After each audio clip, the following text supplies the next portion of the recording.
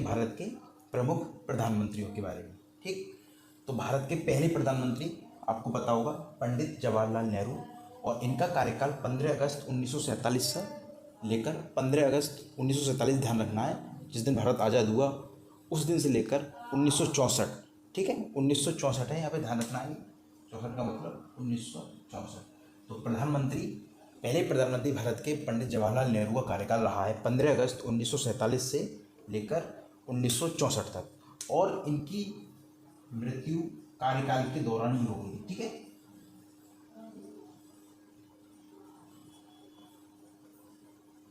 आपको ध्यान रखना है कि पहले प्रधानमंत्री भारत के, इनका जो कार्यकाल पूरा नहीं हो पाया था और इनकी मृत्यु बीच में हो जाती है। ठीक है, उसके बाद भारत के कार्यवाहक प्रधानमंत्री बनती है, ध्यान रखना है गुलजारी लाल नंदा, और ये 27 मई से लेकर 9 जून 1964 तक रहते हैं। सिर्फ ये ध्यान रखना है, ये कार्यवाहक प्रधानमंत्री हैं। ठीक, उसके बाद बनते हैं भारत के प्रधानमंत्री लाल बहादुर शास्त्री, और इनका कार्यकाल 9 जून 1964 से 11 जनवरी 1966 तक चलता है। ये भारत के प्रधानमंत्री लाल बहादुर शास्त्री, ध्यान रखना है, और इनका जो प्रमुख नारा था जय जवान जय किसान।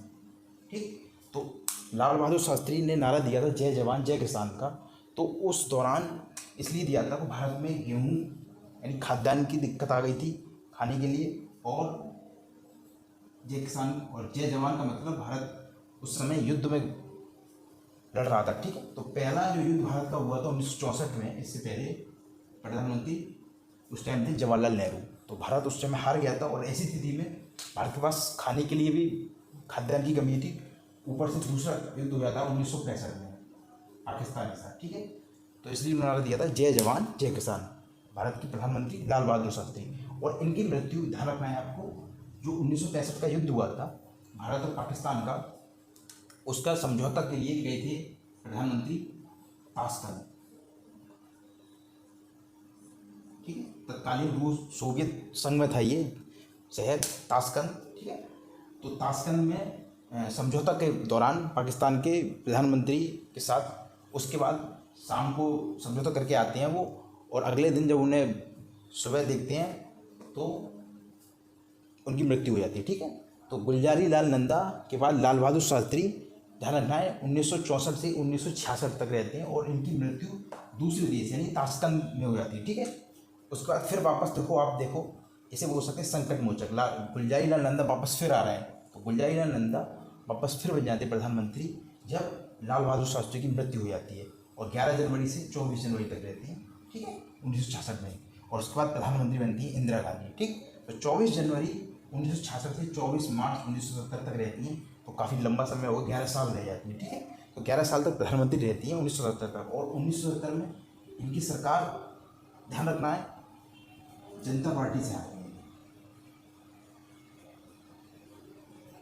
इमरजेंसी के बाद जब चुनाव होता है 1975 में, आपातकाल लगने के बाद 1970 में जब चुनाव होता है 2 साल बाद, तो जनता पार्टी जो एक तरीके से अम्ब्रेला पार्टी होती है, यानी काफ़ी पार्टी मिलके इंदिरा गांधी को हराने के लिए इकट्ठी होती है, और इकट्ठी होकर, ठीक है, सभी लोग एक साथ मिलते हैं संयुक्त रूप से, और उस समय इंदिरा गांधी को सभी लोग हरा देते हैं। ठीक है, और उसके बाद जो प्रधानमंत्री बनते हैं मोरारजी देसाई। ध्यान रखना है, मोरारजी देसाई मूल रूप से कांग्रेसी थे। ठीक, मोरारजी देसाई मूल रूप से कांग्रेसी थे, लेकिन इनका जो महत्वाकांक्षा प्रधानमंत्री बनने की उस समय से थी। ठीक है, लाल बहादुर शास्त्री के टाइम से, उस टाइम नहीं बन पाए थे, उसके बाद इंदिरा गांधी के टाइम में भी रह गए थे। ठीक है, उसके बाद तो मोरारजी देसाई, जो जनता पार्टी की सरकार होती है उसमें प्रमुख नेता के तौर पर उभरते हैं, और उनका कार्यकाल 24 मार्च 1970 से 28 जुलाई 1979 तक रहता है।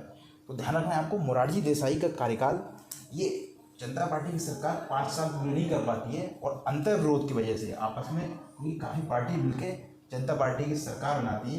ठीक है, तो ऐसी स्थिति में अनेक नेताओं महत्वाकांक्षी की वजह से क्या होता है, आपस में खींचतान स्टार्ट हो जाती है प्रधानमंत्री के लिए। ठीक है, तो उसके बाद अगले प्रधानमंत्री बनते हैं चौधरी चरण सिंह। ठीक है, ये किसान नेता, और इनका कार्यकाल 28 जुलाई 1979 से 14 जनवरी 1980 तक रहता है। ठीक है, ये किसान नेता रहते हैं, और ये भारत के प्रधानमंत्री ऐसे प्रधानमंत्री होते हैं जिन्होंने संसद का सामना नहीं किया। मतलब ये प्रधानमंत्री बनने के बाद एक भी बार संसद नहीं गए थे। यानी उसी दौरान देखो, आप देखो 29 जुलाई से लेकर 14 जनवरी तक इस बीच भारत का संसद का सदन नहीं हो पाया था, बैठ पाया था। इस वजह से इसी दौरान ये अपना त्यागपत्र देती हैं, इस डर से, क्योंकि ये विश्वास खो चुके थे लोकसभा का, ठीक है। और उसके बाद जनता पार्टी की ऐसी आपस में फूट की वजह से जब अगली बार चुनाव होता है समय से पहले, और उस चुनाव में वापस इंदिरा गांधी फिर जीतती हैं और 1980 से लेकर 1984 तक वापस फिर रहती हैं। और 1984 में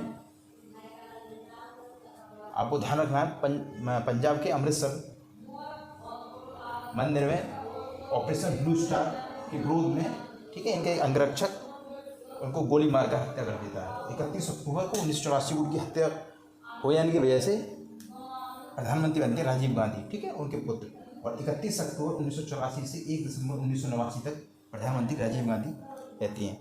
और इनके कार्यकाल के बाद जब चुनाव होता है उस समय वापस विश्वनाथ प्रताप सिंह, ठीक है, ध्यान रखना है आपको, 1989 से 1990 तक रहते हैं प्रधानमंत्री।